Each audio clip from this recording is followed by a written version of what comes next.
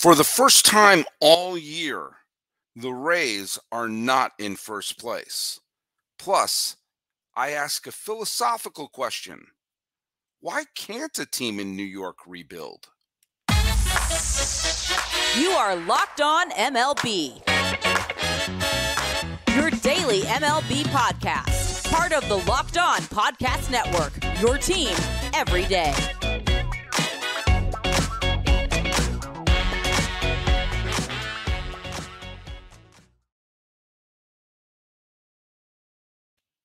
Hello, baseball fans. Welcome to Locked On MLB, part of the Locked On Podcast Network, where it's your team every day.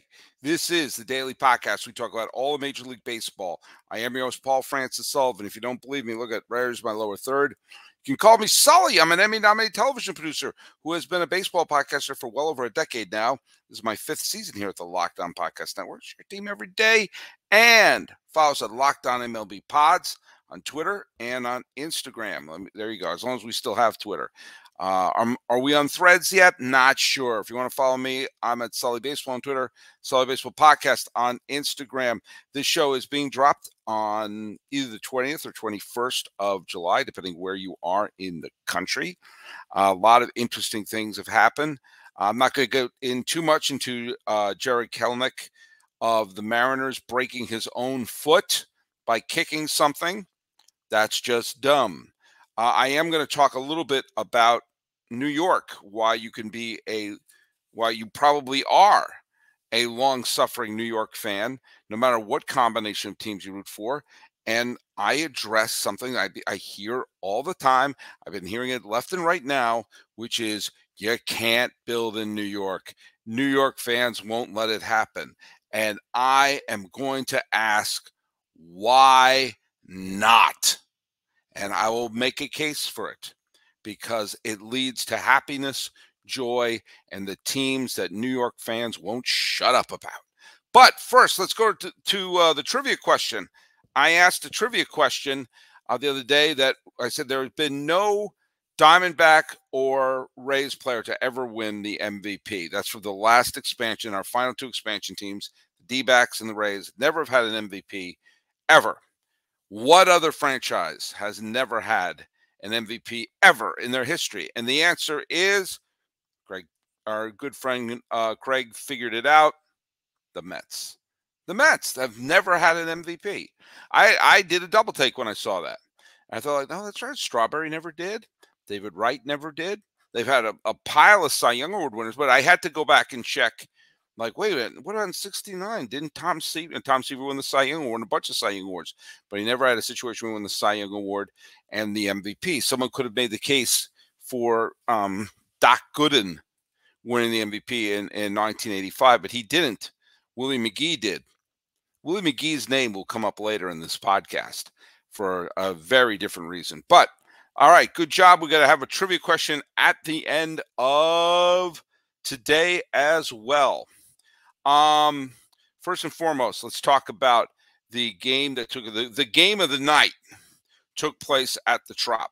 Now, the Tampa Bay Rays, I made a note of this the other day. You know, we all remember they got off to an unbelievable start. They won their first 13 games, and this was a team that has been good. This was a team that made the playoffs last year, despite being just completely ravaged by injuries. This is a team that won 100 games a year before that.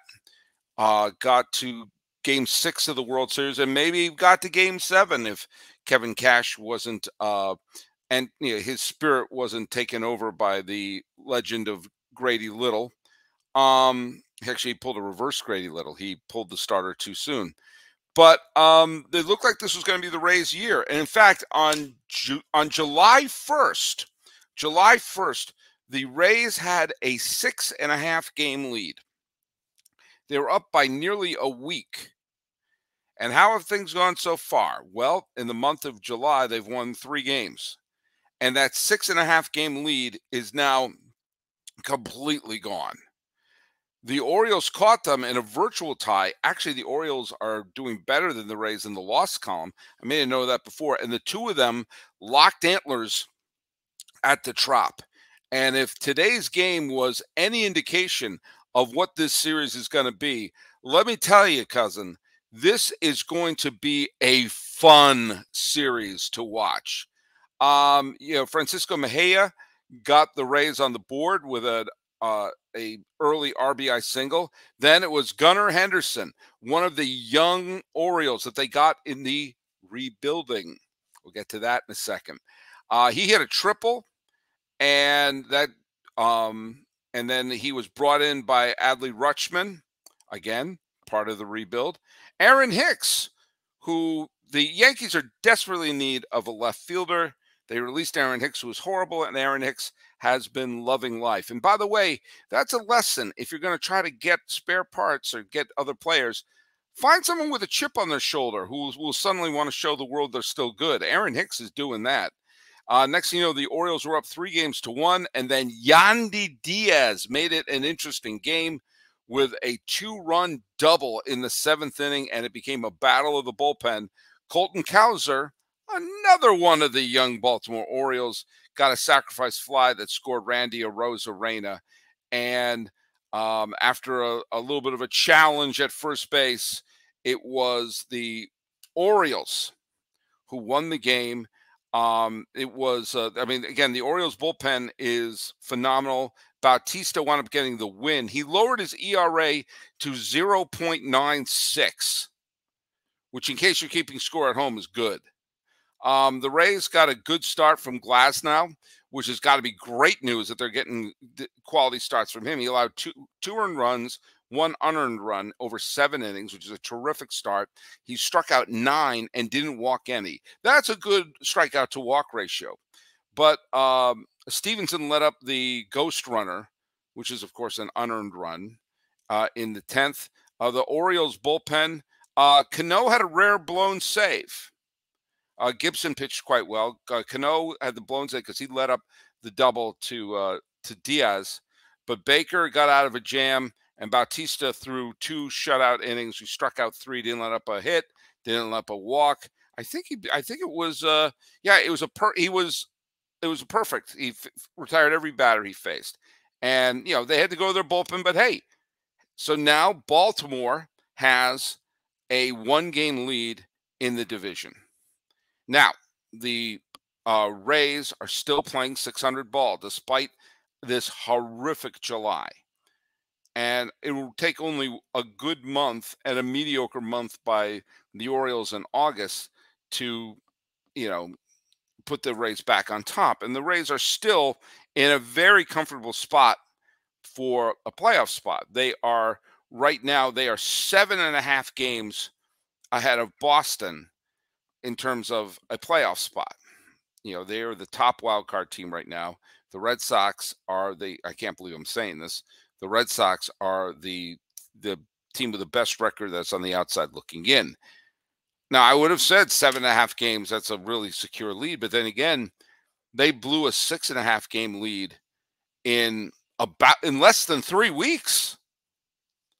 So for the Baltimore Orioles, this is exactly what you need to do this win, which is why I have no problem with Hyde and company just emptying out the bullpen. The Rays have had a really bad month. And what you want to do is put them on their proverbial heels. And here we go. You got Eflin versus Bradish. Bradish is pitching very well for Baltimore.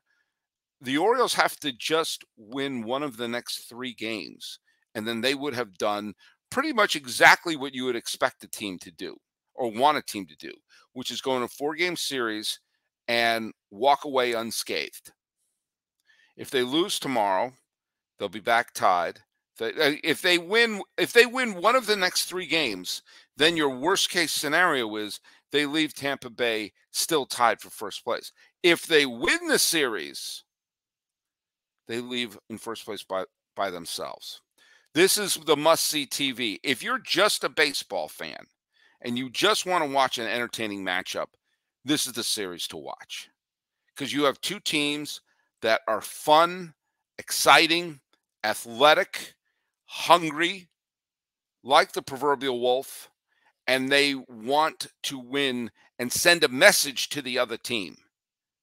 The O's want to make sure everyone knows we've arrived early. We've rebuilt our squad and we're ready to play now. And the Rays know that they have a window of opportunity that could slam shut. And they don't want it to slam shut before they can raise a championship banner in that stadium that everyone's desperate to leave. That's the advantage of these two teams. Notice who I'm not talking about. They're fighting for the top spot in the American League East. The team in the bottom spot was a team that won the division last year, the one that spent the most money and has that reputation of needing to win or else.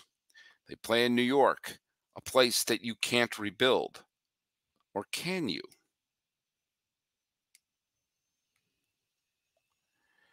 Hey, let's talk a little bit about eBay Motors. Now, look at for a championship team, it's all about making sure every player is a perfect fit. It's the same when it comes to your vehicle. Every part needs to fit just right. So the next time you need parts and accessories, head to eBay Motors. With eBay Guaranteed Fit, you can make sure that every part you need fits right the first time around. Just add your ride to My Garage and look for the green check to know that the part will fit. Or your money back. Because just like in sports, confidence is the name of the game. And when you shop at eBay Motors, that's where you'll feel confidence and in good hands. Look it, you've got over 122 million parts to choose from. You'll be back in the game in no time. After all, it's easy to bring home a win when the right parts are guaranteed. So get the right parts, the right fit, and the right prices on ebaymotors.com. Let's ride!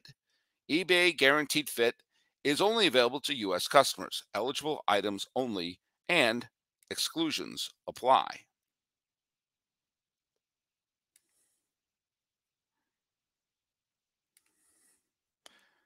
All right, everyone. It's talking about the Yankees, of course. The Yankees didn't play, so good news for the Yankees. They didn't lose. They're playing the Kansas City Royals, and I think every Yankee fan is sighing a little bit of relief because they're playing such a bad team. But then again, they lost the series to the Rockies, who are worse than the Royals.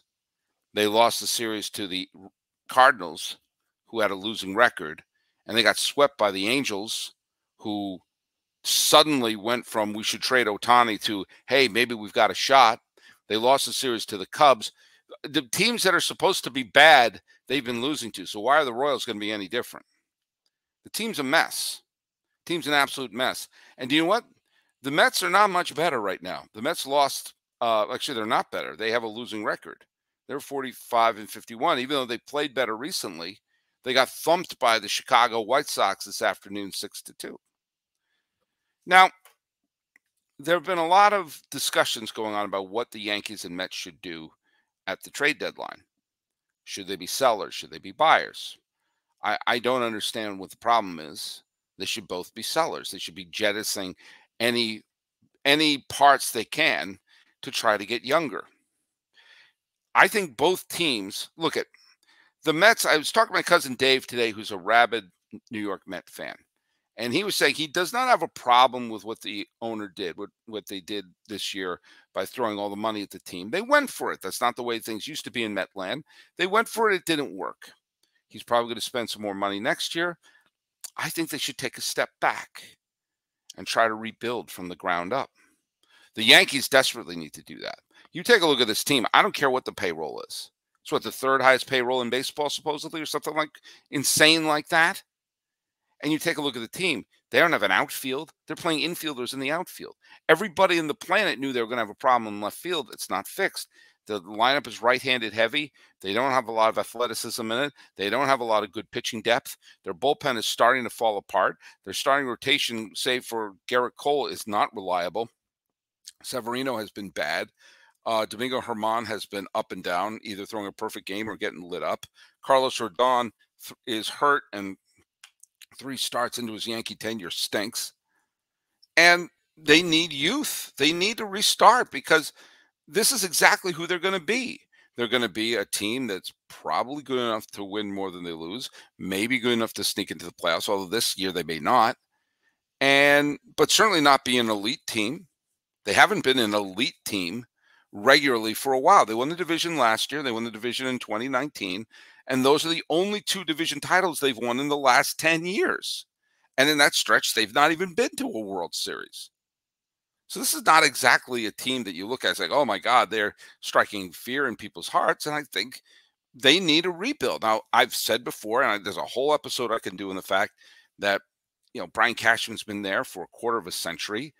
If you take a look at what he's done in the past decade and a half, save for the 1 year where he went on a crazy shopping spree, they're no longer an elite team. They're not.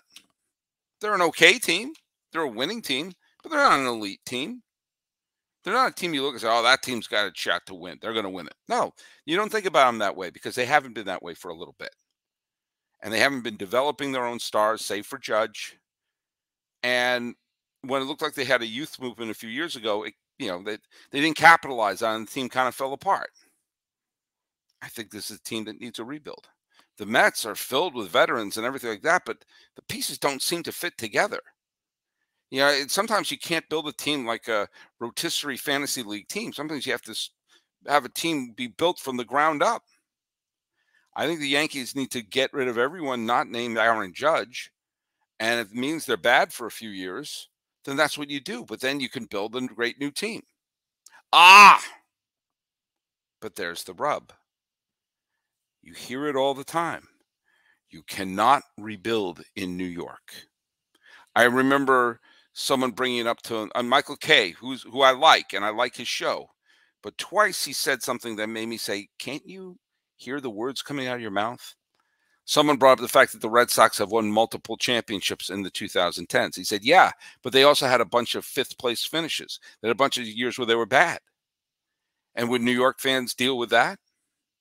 And when someone brought up this new terrific Baltimore team, he said, yeah, but they were also really bad for a while. And that's how they were able to draft, Adley Rutschman and all these young players. Do you think New York fans would be fine with that?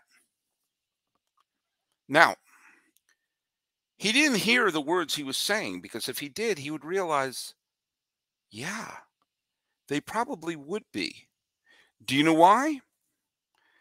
Because this whole New York fans demand champions. They demand being an elite team, winning titles. They don't accept anything less than a championship. Not to use an overused phrase, but how's that working out for you? How is not accepting anything less than a championship working out for New York fans? We used to talk about, long-suffering Red Sox, Cubs, White Sox fans, long-suffering Cleveland fans, long-suffering Buffalo fans. What about long-suffering New York fans? And at this point, it's of any one of the teams. Think about this for a second. If you use the rule of 7, that's my rule that is basically you don't form your first concrete sports memories until you're around 7 years old. If you're 18 years or younger, a New York sports fan, 18 years or younger, you've just graduated from high school, you have no memories of one of your teams winning a championship. You've been a fan for 18 years and none of your teams have won. I was a long-suffering Red Sox fan growing up, but at least I saw the Celtics win a few times. You've seen nothing. Nothing. And the teams that have been embraced, you'll see something like the 2015 Mets, who lost the World Series, or Yankee fans love talking about the 2017 team that came out of nowhere with a youth movement. But think about like the Giants were the last New York team, the last major New York team to win a title. That was 2012. That was 11 years ago. Rule of 7, if you're 18 years old or younger, you don't remember that. You have a concrete memory of that. And that's if you're a Giant fan. If you're a Jet fan, you got to be over 60 to have a memory of them winning the Super Bowl. But you just go down the line. If you are a Yankee fan, if you're a Yankee fan in your early 20s, you do not have a memory of seeing the Yankees in the World Series once. You don't know what these old timers are talking about when it talks about Oh, this team going to the World Series. Nothing. Nada. That's it. You lose. You get nothing, to paraphrase Willy Wonka. If you're a Mets fan, it's been 86. I remember that year. I was 14. I'm now 51. Even some of the teams that have done well, like the Devils, the New Jersey Devils, their last Stanley Cup was in 2003. So if you're in your 20s, you don't remember any one of the three New York teams winning the Stanley Cup. The Rangers have been since 94. That's not recent. The Islanders have been, what, 83? You know what? The Nets won a championship, an ABA championship. They haven't won the title since before the merger. And you know what? I'll even extend it to the WNBA. It's say if you're a WNBA fan in New York, and there's a bunch of people I know who follow the WNBA in New York, the New York Liberty haven't won since 2002. 21 years ago. Rule of 7, if you're 28 years old or younger and a WNBA fan in New York, you haven't seen your team win. All of those teams that I've just mentioned, if you are under 18, you don't remember any of them winning. Any of them. If you're a young New York sports fan, you've experienced nothing but misery. And so here we go. They expect nothing less than a championship. Really? That's like me saying I will not expect anything less than a lottery win. I was going to win the $1 billion Powerball or whatever that was. I won't accept anything less than that. Sometimes you got to accept things you don't like. Let's just take baseball. I don't know enough about rebuilding the other sports. Let's just take baseball. The Yankees, it would behoove them to tear the team down. It would behoove them to start from scratch. Get rid of Brian Cashman. Who are you going to replace him with? I don't know. Brian Sabian, who happens to be on the Yankee payroll, who built the Giants 3 World Series titles in the 2010s. Remember that decade? The decade where the Yankees appeared in 0 World Series? Why not give him the car keys? He's done it more recently, and he's already on the payroll. You wouldn't even have to make a new email for him. What would Yankee fans think about that? Well, let me bring something up to you. There are 2 pockets, 2 eras that Yankee fans will speak fondly of, especially when they start assigning greatness to the George Steinbrenner era, which is a great piece of revisionist history. They'll remember the Bronx Zoo years, and they'll remember the core years of the 90s. What happened just before those years? The Yankees were awful. The Yankees were awful in the late 60s and the early 70s, save for 72, they were pretty good, but they, most of the time they were bad. And Gabe Paul and company built a team with draft picks and great trades, and they built a team from within. And by the time they rebuilt Yankee Stadium and went back into the brand new house that Ruth built after it was remodeled and spent a couple of years in Shea, the Yankees were a championship caliber team, which George could then go to the free agent market and plug in the final stars as the last bit of garnish. Here's a little dash of Catfish Hunter, a dash of Don Gullett. Here's a little bit of Reggie Jackson. Here's a little bit of Rich Gossage.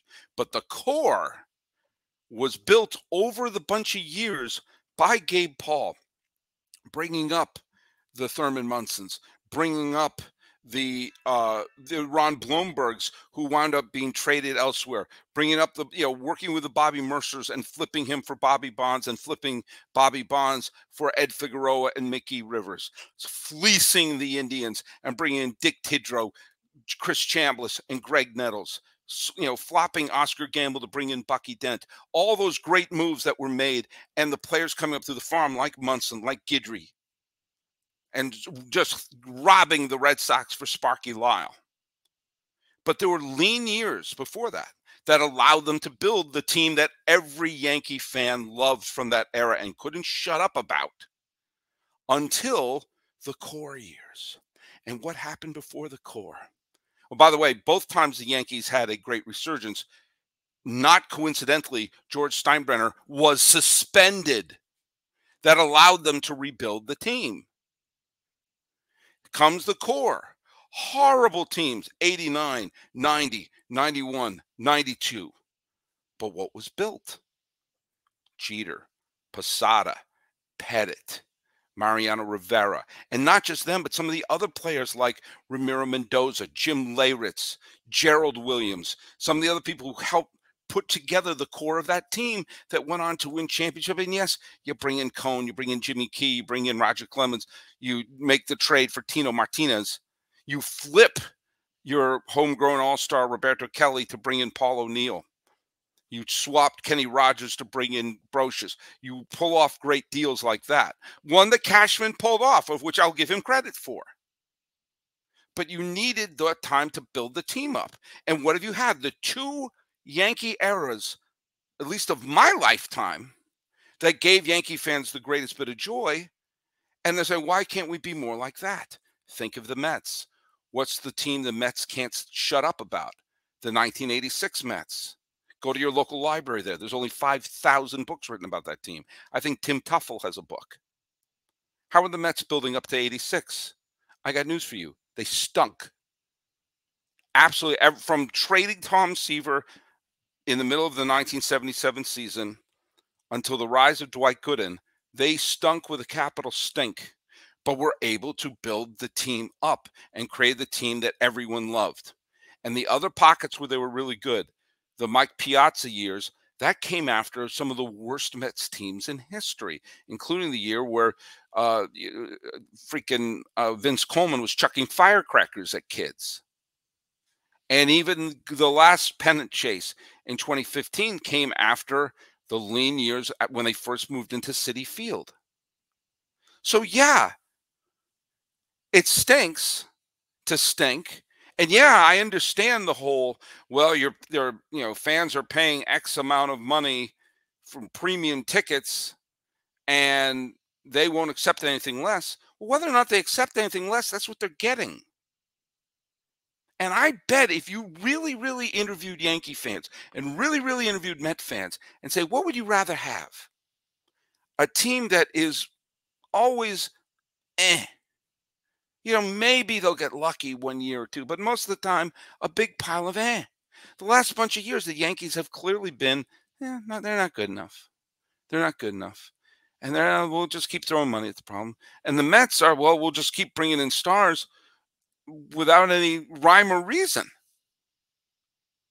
Or you're going to have a couple of bad years, but from that wreckage will blossom a terrific team. You don't have to tank as badly as some of these teams do, but you take a look at what the Cubs did when they finally won. It came after some lean years. The Astros, some lean years. What the Orioles are doing. You try to tell me Yankee fans wouldn't fall in love with this Orioles team if they were winning pinstripes? Same thing with the Mets. So, yeah. So when Michael Kay and everyone says, yeah, but, they got there, but, they had to have some bad years. Yeah, maybe that's part of the recipe. Because it was for each of the other teams. And by the way, the team in New York that finally wins will be the single most loved team of a generation. Every single kid, 20 years old and younger, will flock to whichever one of these teams wins it first.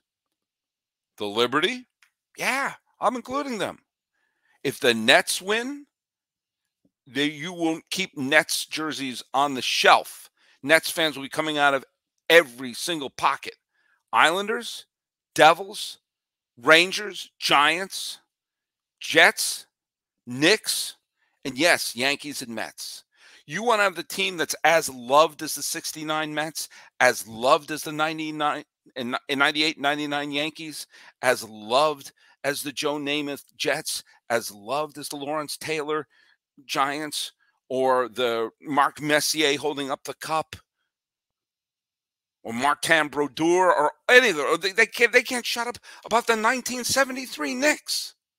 The team in New York that finally wins it all will have a generation in their hands. And if that means rebuilding, then that's what you do. You don't want to rebuild? Fine. Have an entire generation become sports fans in New York and never, ever experience a parade and their team winning it. How's that working out for you?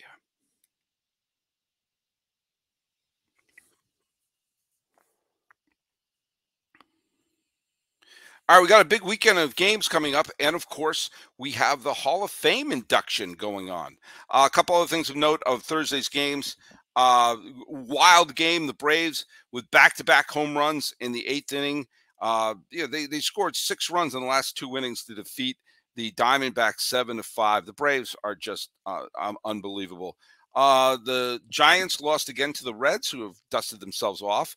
Corbin Burns is making he's been terrific. If the Brewers were to fall apart at the beginning of the year, Burns was going to be a big trade chip. Well, right now, the Brewers are in first place by themselves, and by shutting out the Phillies 4-0, and doing so quite convincingly. Yelich hit a big 3-run home run in the 3rd or 4th inning. With that loss, the Phillies have now tied the Marlins. So the Marlins had fallen out of the wild card race. Well, now they're back in it thanks to the shutout of the Phillies. Look out for Chris Bassett and the Blue Jays. Bassett's been fantastic for the Blue Jays. He shut out the Padres 4-0. I mentioned the White Sox beating the Mets. The Twins got shut out 5-0. That's good news for Guardian fans. And the Cubs, they lost 7-2 to the Cardinals. St. Louis is not going anywhere, but they seem to have a lot of fun in ruining people's choices. Hall of Fame ceremonies, I mentioned, big series going on this weekend. Millard and I are going to be back on Monday to talk about things. And also, check out Locked On Rockies with Paul Holden. I'm doing a guest appearance on today's episode. And next week, Paul is going away. And he's going to come back. But I'm going to sit in. I'm going to do a couple of guest hosting spots on Locked On Rockies, and not every spot I'm going to do is necessarily going to fold over here. So if you haven't got enough of your pal Sully on Locked On MLB, check out Locked On Rockies. Paul Holden does a great job anyway, but check it out. I'm going to be guest hosting a couple episodes, and I'm going to be doing an episode on Locked On Rockies where I talk about how Rickey Henderson and Barry Bonds, both of their prime, in the 1980s, almost became beloved Denver stars. I explained that in that episode. Hey, let's do today's trivia question. Who was the only American League, this happened a couple times in the National League, the only American League batting champion to hit 0 home runs while leading the league in hitting? Only American League batting champion, which the year they won the AL batting crown, finished the year tied with me in home runs. A zippity a-do-a-da. So, hey, follow us at Locked On MLB Pods on Twitter and on Instagram. I'm your pal Simon, Sully Baseball on Twitter, Sully Baseball Podcast on Instagram. Be sure to subscribe on the YouTube, and that's where you can send me the answer to the question about who is the only AL batting champion to hit 0 home runs the year they won their batting title. Talking about the Showdown and the Trop, and wondering why can't you rebuild in New York? It seems like the right recipe. That is, if you want a beloved team. This is a beloved podcast called Locked On MLB. I'm your host, Paul Francis Sullivan. Please call me Sully.